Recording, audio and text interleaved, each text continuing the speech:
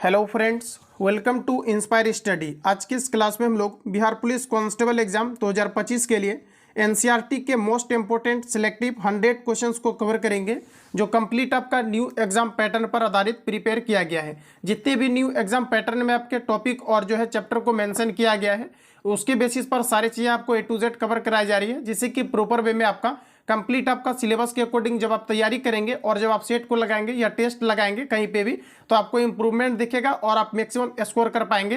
क्योंकि जितने भी आपके प्रश्न अभी करेंटली पेपर में आपका पूछा गया है 2024 में, ये आपके नए सिलेबस के अकॉर्डिंग आपका पूछा गया और बिल्कुल आपका बाहर क्वेश्चन नहीं गया है। तो आप यकीनन मानिए कि अगर आप मेरे साथ जुड़ करके जो है आप सारी चीज़ों को अगर आप इंप्रूवमेंट करना चाहते हैं तो आप बिल्कुल जुड़िए। और इसमें जो कंप्लीट आपका टॉपिक वाइज है और चैप्टर वाइज जो नया सिलेबस है आपका, इसके अकॉर्डिंग आपको क्लियर कराया जा रहा है। मॉर्निंग में 10 बजे आपको डेली एक आपको सेट मिल जाता है 100 क्वेश्चंस का, जिससे आप इंप्रूवमेंट को खुद को जज कर पाएंगे कि आप कितना एक्यूरेसी आप मेंटेन कर पा रहे हैं। तो आइए फ्रेंड्स, क्लास को कंटिन्यू करते हैं। अगर आप टेलीग्राम चैनल के साथ ऐड नहीं है तो वीडियो का डिस्क्रिप्शन बॉक्स में टेलीग्राम का लिंक डाला गया है, तो आप टेलीग्राम को भी ज्वाइन करें, जहां पर कि लेटेस्ट आपका बुक और मटेरियल्स आपको प्रोवाइड किया जाता है। तो देखिए, आज का पहला प्रश्न हमारा पूछा जा रहा है कि वायु प्रदूषकों का विश्वसनीय संकेत क्या है, ये आपको यहाँ पर पूछा जा रहा है। देखिए, इंडिकेटर की अगर हम बात करें वायु प्रदूषक का, तो ये आपके लाइकेन और आपके मॉन्स होते हैं। तो राइट आंसर आपका सी हो जाएगा। देखिए, जो लाइकेन होता है ये वायु प्रदूषक को इंडिकेट करता है, एक तरह से आपका इंडिकेटर का काम करता है। तो सही आंसर आपका यहाँ पर सी हो जाएगा। अगला क्वेश्चन है, देखिए अगला प्रश्न हमारा पूछा जा रहा है कि मुख्य वायु प्रदूषक होता है। मुख्य रूप से वायु प्रदूषक जो होता है, ये आपका राइट आंसर हो जाएगा कार्बन डाइऑक्साइड, जिसे दम घुटने वाली गैस भी कहा जाता है, और कार्बन डाइऑक्साइड को न्यूट्रल गैस भी कहा जाता है। तो देखिए, आपका पहला ऑप्शन राइट हो जाएगा। नेक्स्ट क्वेश्चन है कि हरितगृह गैस कहलाने वाली गैस क्या है। हरितगृह गैस की अगर हम बात करें, ग्रीन हाउस प्रभाव के लिए जो उत्तरदायी गैस होते हैं, ये आपके क्लोरोफ्लोरोकार्बन, कार्बन डाइऑक्साइड, मीथेन और आपका नाइट्रस ऑक्साइड होता है। राइट आंसर आपका डी हो जाएगा। ग्रीन हाउस प्रभाव या ग्लोबल वार्मिंग के लिए मुख्य रूप से आपके कार्बन डाइऑक्साइड आपके लिए उत्तरदायी होता है। इनमें से आपका सभी करेक्ट आंसर यहाँ पर हो जाएगा। अगला क्वेश्चन कहा जा रहा है कि कौन सी गैस पृथ्वी पर हरितगृह प्रभाव में सर्वाधिक योगदान करती है। सबसे जो मेन है आपका ग्रीन हाउस प्रभाव के लिए कार्बन डाइऑक्साइड होता है। सही आंसर फ्रेंड्स आपका सी हो जाएगा। देखिए, अगर क्लोरोफ्लोरोकार्बन की बात करें तो ये आपका CFC होता है, जिसे क्लोरोफ्लोरोकार्बन कहते हैं, और ये ओजोन परत में जो है छिद्र करने के लिए काफ़ी विषैली गैस होती है। मीथेन की अगर बात करें तो ये आपका CH4 इसका फॉर्मूला होता है, जिसे मार्स गैस या संतृप्त हाइड्रोकार्बन का पहला एग्जाम्पल माना जाता है। फ्रियोन की अगर बात करें तो रेफ्रिजरेटर में या फ्रिज में फ्रियोन का प्रयोग किया जाता था, लेकिन वर्तमान समय में ज़्यादातर अमोनिया का प्रयोग किया जा रहा है, क्योंकि फ्रियोन जो होता है ये ओजोन परत के लिए काफ़ी हानिकारक होते हैं। तो सही आंसर आपका सी हो जाएगा। अगला क्वेश्चन है कि पूछा जा रहा है कि मेट्रोपॉलिटन नगरों में प्रदूषक का प्रमुख स्रोत क्या है। तो देखिए, हमारा राइट आंसर हो जाएगा स्वतः चालित वाहन। सही आंसर आपका बी हो जाएगा। निम्नलिखित में से कौन सी गैस हीमोग्लोबिन से संयोग कर रक्त में एक विषैला पदार्थ बनाता है। साथियों, इस क्वेश्चन का जितना तारीफ की जाए वो उतना कम है आपके एग्जाम के लिए। ये बार बार आपका रिपीट किया गया है बिहार पुलिस कांस्टेबल के एग्जाम में। देखिए, अगर हम लोग यहाँ पर बात करें कि निम्नलिखित में से कौन सी गैस हीमोग्लोबिन से संयोग कर रक्त में एक विषैला पदार्थ बनाता है, तो देखिए कार्बन डाइऑक्साइड होता है। हीमोग्लोबिन देखिए जो है मुख्य रूप से ऑक्सीजन का वाहन करती है, लेकिन देखिए कार्बन डाइऑक्साइड उससे भी ये काफ़ी ज़्यादा जो है आपका एक तरह से बोल सकते हैं कि अट्रैक्ट होता है आपके हीमोग्लोबिन की ओर, जिसके कारण से हमें सांस लेने में या दम घुटने की समस्याएं हो सकती है। तो आपका राइट आंसर सी आपका हो जाएगा। चलिए, अगला प्रश्न कहा जा रहा है कि निम्नलिखित में से किस वायु प्रदूषक के कारण मनुष्य में तंत्रिका तंत्र संबंधी रोग पैदा होता है। तो देखिए, आपका यहाँ पर पहला ऑप्शन करेक्ट हो जाएगा, सीसा।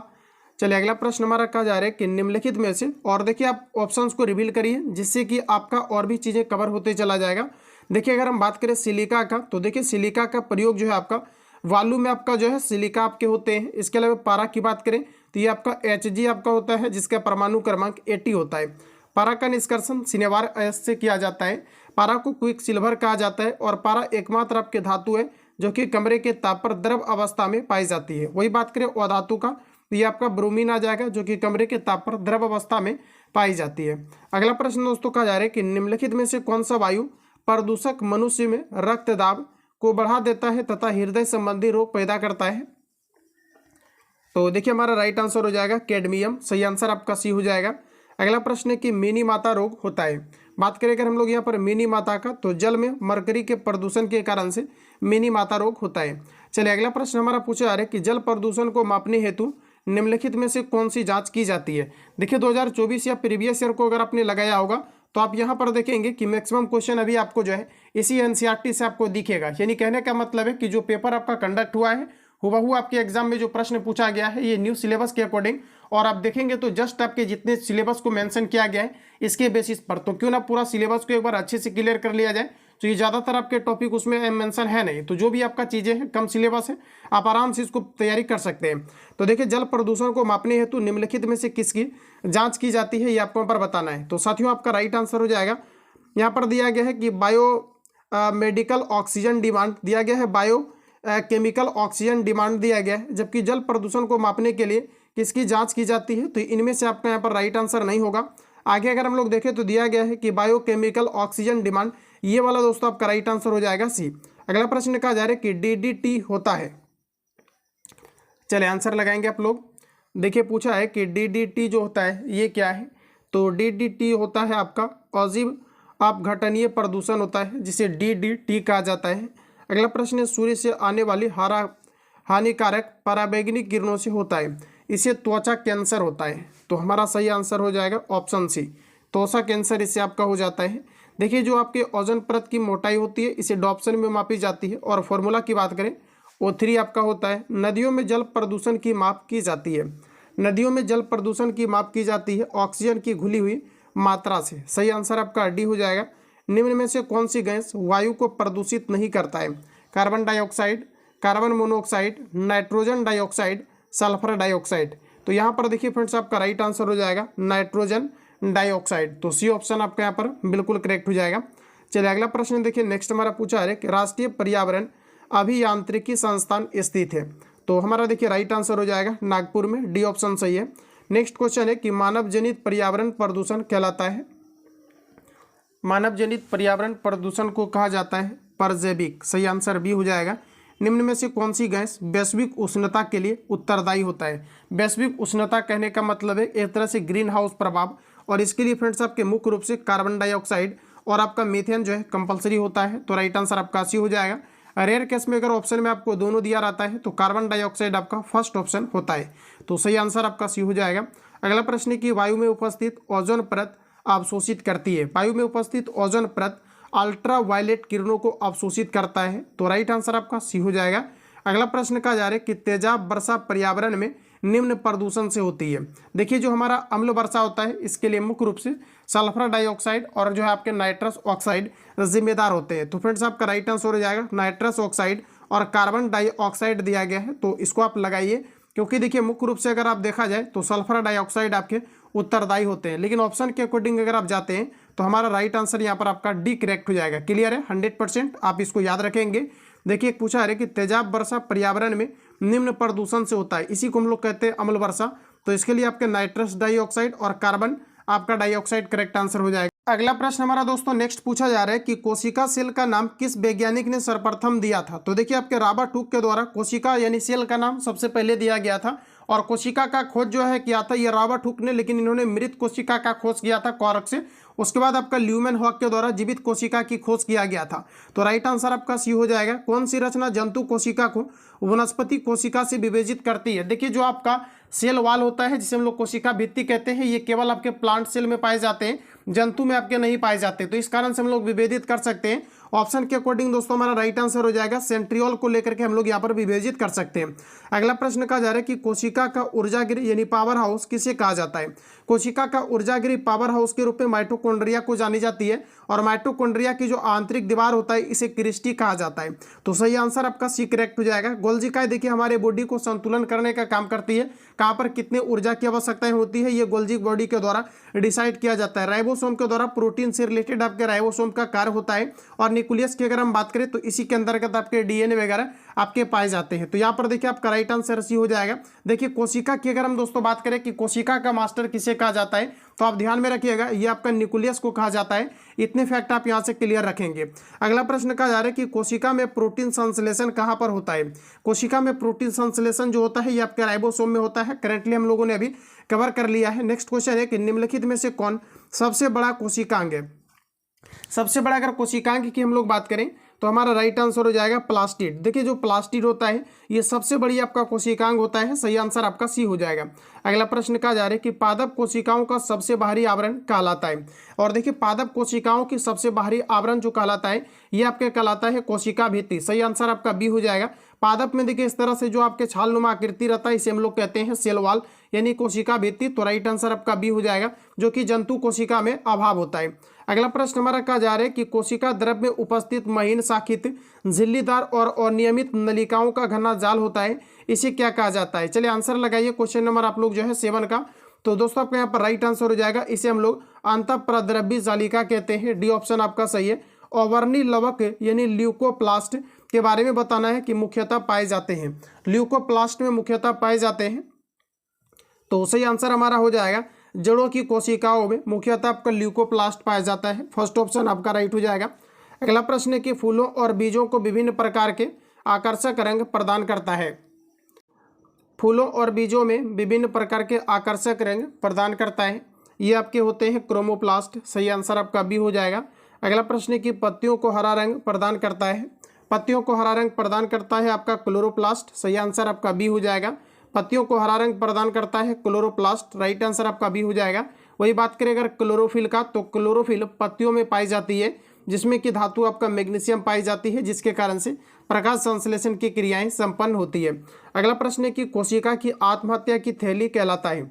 कोशिका की आत्महत्या की थैली लाइसोसोम को कहा जाता है, जिसकी खोज डी डुबे के द्वारा किया गया था। अगला क्वेश्चन है कि किसकी उपस्थिति के कारण किसी पादप कोशिका और पशु कोशिका में अंतर पाया जाता है। किसी पादप कोशिका और पशु कोशिका में अंतर पाया जाता है कोशिका भित्ति को लेकर के, क्योंकि जो कोशिका भित्ति सेल वॉल होते हैं केवल ये आपके प्लांट में पाए जाते हैं, राइट आंसर आपका बी हो जाएगा। अगला क्वेश्चन है कि गोल्जी काय का प्रमुख कार्य क्या है। चलिए आंसर करेंगे आप लोग। गोल्जी काय का प्रमुख कार्य होता है स्राव करना, सही आंसर आपका यहाँ पर डी हो जाएगा। क्लियर है। कोशिका में देखिए जो है जैसे कि कहीं पर जल की आवश्यकता हो या एनर्जी की आवश्यकता हो तो ये प्रमुख कार्य होता है आपके गोल्जी काय का, तो डी ऑप्शन दोस्तों आपका राइट हो जाएगा। अगला प्रश्न है कि निम्नलिखित में से कौन सा कोशिकांग डीएनए रखता है। डाईऑक्सी राइबोस न्यूक्लिक एसिड जो है ये आपका कौन रखता है कोशिका में, तो हमारा राइट आंसर हो जाएगा ये माइटोकॉन्ड्रिया रखता है, डी ऑप्शन आपका करेक्ट हो जाएगा। अगला प्रश्न पूछा है कि कोशिका भित्ति होती है यानी सेल वॉल के बारे में आपको बताना है। कोशिका भित्ति जो आपका सेल वॉल होता है ये आपके परागमी होता है, सही आंसर आपका ए हो जाएगा। अगला प्रश्न कहा जा रहा है कि माइटोकॉन्ड्रिया की भीतरी वलय क्या कहलाती है। अभी करेंटली मैंने आपको कवर भी कराया है, ये आपका क्रिस्टी कहलाता है, तो फर्स्ट ऑप्शन सही है। ठीक है, तो इस तरह से आप चैप्टर वाइज क्लियर करेंगे, पूरी तरीका से आपके सभी चीजें कवर हो जाएगा। अगला प्रश्न कहा जा रहा है कि माइटोकॉन्ड्रिया निम्न में से किसमें अनुपस्थित होता है। और देखिए आपको जो है कंप्लीट आपका चैप्टर वाइज और topic wise new exam pattern के आधारित आपका कराया जा रहा है, जिसमें कि आपको डेली एक फुल आपको प्रैक्टिस सेट भी आपको लगाए जा रहे हैं, जिसमें कि आप कंप्लीट जो है इंप्रूवमेंट नई सिलेबस के अकॉर्डिंग आप जज कर सकते हैं। और जितने भी ओवरऑल सेंटर में आपका टेस्ट आपका चल रहा है ए टू जेड आपको दिया जा रहा है, और जितना भी टेस्ट का कलेक्शन है ये सभी कुछ आपको ऑनलाइनर फॉर्म में भी आपको रिवीजन के लिए प्रोवाइड किया जा रहा है। तो आप व्हाट्सएप पे कॉल या SMS करके इंक्वायरी ले सकते हैं। अगला प्रश्न हमारा कहा जा रहा है माइटोकॉन्ड्रिया निम्न में से किसमें अनुपस्थित होता है। तो देखिए आपका यहाँ पर राइट आंसर हो जाएगा माइटोकॉन्ड्रिया जीवाणु में नहीं पाया जाता है, तो राइट आंसर आपका सी हो जाएगा। ये जो भी मैं करेंटली आपको कवर करा रहा हूँ इसका रिवीजन PDF आंसर आपको टिक करके मिल जाएगा, जिससे कि आप प्रॉपर तरीका से रिवीजन कर पाएंगे। नेक्स्ट क्वेश्चन है कि जीव द्रव्य प्रोटोप्लाज्म शब्द का प्रयोग सर्वप्रथम किसने किया था। प्रोटोप्लाज्म शब्द का प्रयोग सबसे पहले किया गया था पुरकिंजे के द्वारा। अगला क्वेश्चन है कि जीव द्रव्य जीवन का भौतिक आधार है, यह किसका कथन है। देखिए जीव द्रव्य ये जो है आपका प्रोटोप्लाज्म जीवन का भौतिक आधार है, और ये सबसे पहले आपको दोस्तों कहा गया था हैक्सले के द्वारा, राइट आंसर यहाँ पर सी रहेगा। अगला प्रश्न है कि DNA हेलिक्स का प्रारूप प्रस्तुत किया था। DNA हेलिक्स को सर्वप्रथम प्रस्तुत किया था वाटसन और क्रिक ने, तो राइट आंसर आपका बी हो जाएगा। इस बार भी ये क्वेश्चन आपके काफ़ी बार रिपीट किया गया है। कोशिका की क्रियात्मक गतिविधियाँ नियंत्रित होती है। कोशिका की क्रियात्मक गतिविधियाँ केंद्रक के द्वारा नियंत्रित होता है, तो डी ऑप्शन आपका करेक्ट हो जाएगा। गुणसूत्र यानी क्रोमोसोम शब्द प्रदान किया था। क्रोमोसोम शब्द प्रदान किया गया था आपका हॉफमिस्टर के द्वारा, राइट आंसर आपका ए हो जाएगा। चलिए रिपीट कर लेते हैं। पूछा जा रहा है कि गुणसूत्र क्रोमोसोम शब्द जो है प्रदान किया था ये आपके हॉफमिस्टर के द्वारा किया गया था, तो फर्स्ट ऑप्शन आपका करेक्ट हो जाएगा। चलिए अगला प्रश्न हमारा नेक्स्ट पूछा जा रहा है कि अंतःप्रद्रव्य जालिका की खोज किया था। अंतःप्रद्रव्य जालिका की खोज किया गया था पोर्टर के द्वारा। सही आंसर आपका बी हो जाएगा। इलेक्ट्रॉन सूक्ष्मदर्शी की खोज किया था। इलेक्ट्रॉन सूक्ष्मदर्शी का खोज किया गया था आपका नॉल तथा रस्का के द्वारा। इलेक्ट्रॉन सूक्ष्मदर्शी का खोज नॉल तथा रस्का के द्वारा किया गया था, तो पहला ऑप्शन आपका राइट हो जाएगा। नेक्स्ट क्वेश्चन है कि वास्तविक केंद्रक किसमें अनुपस्थित होता है। देखिए वास्तविक केंद्रक जो अनुपस्थित होता है ये आपके जीवाणुओं में अनुपस्थित होता है। बाकी हरे सवाल में, लाइकेन में और कवक में आपके वास्तविक केंद्रक पाए जाते हैं। सर्वाधिक संख्या 2n में गुणसूत्र पाए जाते हैं। तो देखिए हमारा राइट आंसर हो जाएगा आपका ऑफियोग्लोसस में। राइट आंसर आपका डी हो जाएगा। जीवन का भौतिक आधार क्या है, इंपॉर्टेंट है, करेंटली आपका पूछा गया है। प्रोटोप्लाज्म राइट आंसर हो जाएगा, जो जीवन का आपका भौतिक आधार है। अगला क्वेश्चन देखिए, कहा जा रहा है कि निम्नलिखित में सबसे छोटी कोशिका क्या है। साथियों आपका राइट आंसर हो जाएगा माइकोप्लाज्मा, जो कि सबसे छोटी कोशिकाएं होती है। तो माइकोप्लाज्मा सबसे आपका जो है छोटी कोशिका होती है। और सबसे अगर बड़ी कोशिका की बात करें तो ये आपका शुतुरमुर्ग का अंडा करेक्ट आंसर हो जाएगा। चलिए अगला सेशन की ओर चलते हैं। नेक्स्ट प्रश्न हमारा आपके सामने आ चुका है। देखिए अगला प्रश्न हमारा पूछा जा रहा है कि वंशागति के अध्ययन से संबंधित जीव विज्ञान की शाखा क्या है। तो देखिए आपका सही आंसर हो जाएगा अनुवांशिकी। नेक्स्ट क्वेश्चन है कि निम्नलिखित में से किसको अनुवांशिकी का पिता कहा जाता है। तो ग्रेगर जॉन मेंडल को अनुवांशिकी का पिता कहा जाता है। काफ़ी बार रिपीट भी किया गया है एग्जाम में। सही आंसर आपका सी है। अगला प्रश्न है कि जीन शब्द का प्रतिपादन सबसे पहले किसने किया था। जीन शब्द का प्रतिपादन सबसे पहले जोहान्स के द्वारा किया गया था। अगला प्रश्न है कि वंशागति की इकाई क्या है। Phenotype, genotype, gene. वंशागति का जो इकाई होता है इसे हम लोग जीन कहते हैं। तो सही आंसर आपका सी हो जाएगा। अगला प्रश्न है कि मेंडल ने किस पौधे पर संकरण किया था। दोस्तों आपके मटर के पौधे पर मेंडल के द्वारा सबसे पहले प्रयोग किया गया था। और यहाँ पर आपका राइट आंसर हो जाएगा गार्डेर मटल इसका नाम है। तो देखिए आपका राइट आंसर सी हो जाएगा। और ये सभी आपका एनसीईआरटी है, प्रॉपर तरीका से रिवीजन करेंगे। नेक्स्ट क्वेश्चन है कि बारबेरा मेलिंगटोंग किन पौधे पर कार्य करने के लिए प्रसिद्ध है। तो देखिए आपका राइट आंसर हो जाएगा।